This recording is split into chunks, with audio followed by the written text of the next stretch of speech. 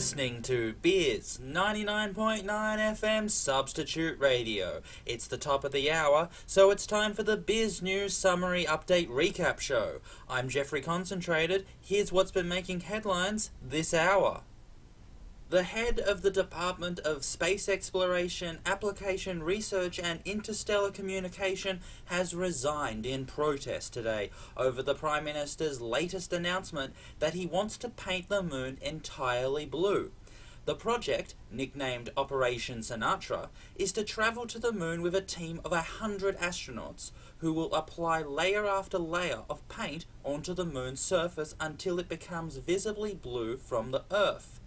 It is estimated to take at minimum 20 years to complete and will cost between $10 and $20 trillion.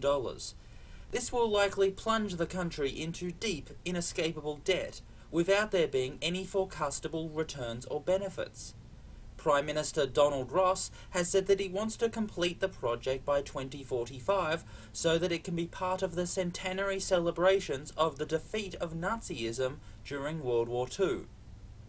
In her press conference this morning, Ruth Giles, who had headed the DSE for over 15 years while barely making any public statements, says that her resignation has come because she was disgusted and outraged that so much public money would be spent on what was effectively just a prime ministerial vanity project. The small Anocrean country of Bagrium has fallen into a state of utter and complete economic ruin. So much so that dirt is now considered a valid currency. With the government hundreds of trillions of dollars in debt, taxation revenue so low that deficit repayments cannot be reached no matter the spending cuts, and hyperinflation destroying the value of the Bagrium dollar, the central banking office has declared that soil, particularly the type that's nutrient-rich and suitable for farming, can now be considered a valid form of money. It is hoped that by legalizing and opening up the dirt economy, that farmers will be able to gain access to more top-quality soil than they otherwise would using just simply the Bagrium dollar, in the hope of rebuilding Bagrium export-oriented agriculture. Engineers at the Liquidation and Slaughter Research Institute have developed a technique that can weaponize the human tooth, which could potentially transform the way that wars are conducted and fought. By employing this top-secret device, which the LSRI has been working on for the past 15 years, they are able to destabilize the chemical makeup of enamel, causing the molecules of hydroxyapatite to clump together, upon which they will shortly thereafter explode. At this point in time, researchers have only made explosions happen in controlled laboratory conditions, and there isn't a way to predict the time or trigger the moment of explosion. It is hoped that in the future they will be able to fully weaponize the process in the field, so that human teeth can be used as explosive projectiles.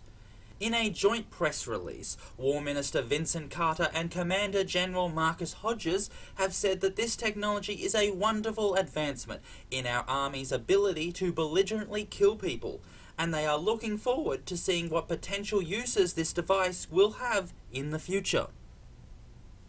A young bride has had her big day ruined in horrific and tragic fashion when she had to have both her feet amputated.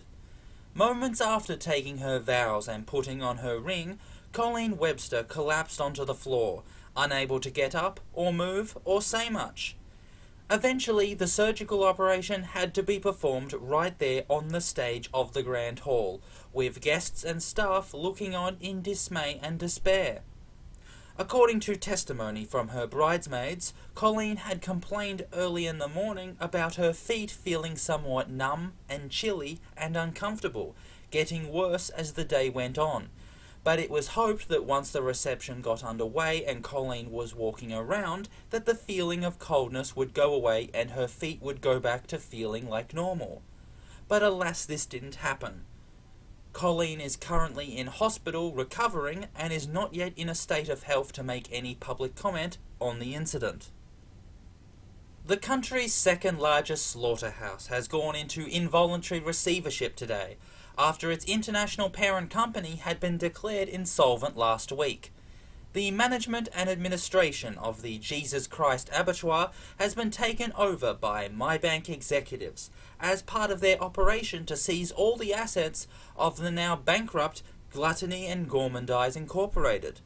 What this means is that for the coming weeks, until Jesus Christ Abattoir Proprietary Limited can get hold of its frozen liquid assets and reorganise its debt repayment schedules, it has no alternative but to offer its employees payment in kind for their work. So on every day as they're signing off from their shifts and about to go home, workers at the Slaughterhouse will be presented with a large slab of fresh bacon, rather than be given cash or a cheque. MyBank has declined to comment on for how long this scheme will be able to last. And that's what's been making news this hour. The next edition of the Bizz News Summary Update Recap Show will be at the top of the next hour.